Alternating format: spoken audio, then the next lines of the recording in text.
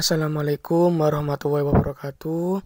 Kami dari kelompok 8 akan mempresentasikan hasil kerja kelompok kami yang berjudul Pengembangan Karir, Kompensasi Langsung dan Tidak Langsung.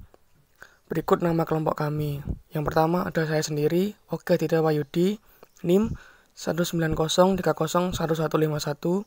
Yang kedua, Arista Widya, NIM 190301165. Dan ketiga, Fatima Febriana, NIM 190301174. Pengertian kompensasi. Kompensasi adalah semua pendapatan yang berbentuk uang. Bisa berupa barang langsung atau tidak langsung yang diterima karyawan sebagai imbalan atau jasa yang diberikan kepada perusahaan. Kompensasi bisa berbentuk uang, artinya gaji dibayar dengan sejumlah uang kartal kepada karyawan yang bersangkutan. Dan kompensasi juga bisa berbentuk barang, artinya gaji bisa dibayar dengan barang. Misalnya, gaji dibayar 10% dari hasil produksi yang dihasilkan. Contohnya, di Jawa Barat, penunai padi upahnya 10% dari hasil padi yang ditunai. Tujuan kompensasi langsung dan tidak langsung. 1.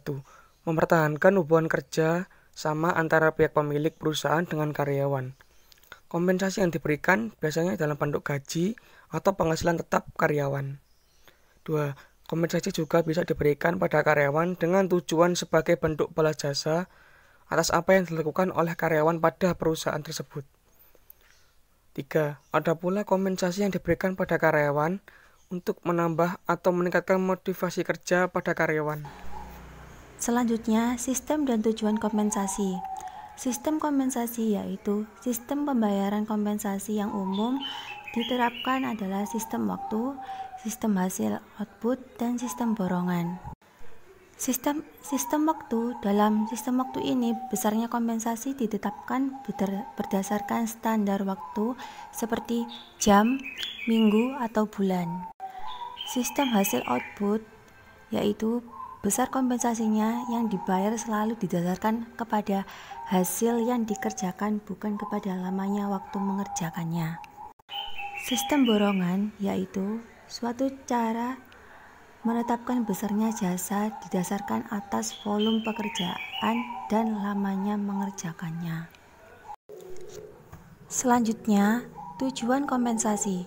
Tujuan ini hendak dicapai melalui pemberian kompensasi dapat diuraikan sebagai berikut. 1. Ikatan kerjasama. Ikatan ini, pemberian kompensasi terjalinlah ikatan kerjasama formal antara majikan dan karyawan. 2. Kepuasan kerja. Dengan balas jasa, karyawan dapat memenuhi kebutuhan fisik, status sosial, dan egoistiknya sehingga memperoleh kepuasan kerja dan jabatannya. 3. Penggandaan efektif. Jika program kompensasi ditetapkan cukup besar, penggandaan karyawan yang qualified untuk organisasi akan lebih mudah. Motivasi.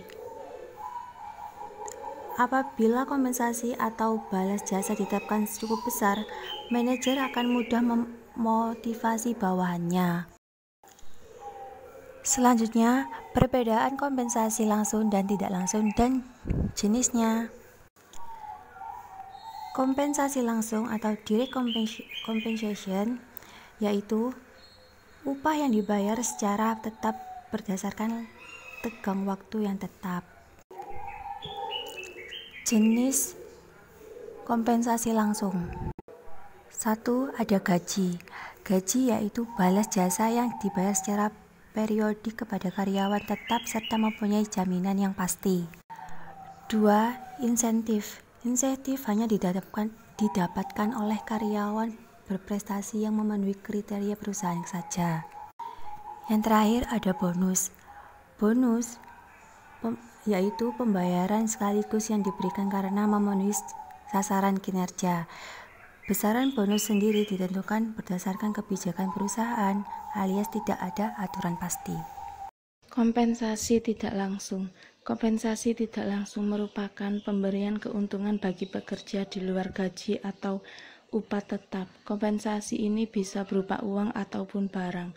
Jenis-jenis kompensasi tidak langsung, yakni 1. Cuti, 2. Tunjangan, 3. Asuransi, 4. Fasilitas. Kesimpulan, kompensasi merupakan istilah yang berkaitan dengan imbalan-imbalan finansial atau financial reward yang diterima oleh orang-orang melalui hubungan kepegawaian mereka dengan sebuah organisasi. Pada umumnya, bentuk kompensasi berupa finansial karena pengeluaran moneter yang dilakukan oleh organisasi. Kompensasi bisa langsung diberikan kepada karyawan ataupun tidak langsung, di mana karyawan menerima kompensasi dalam bentuk-bentuk non-moneter. Terima kasih. Wassalamualaikum warahmatullahi wabarakatuh.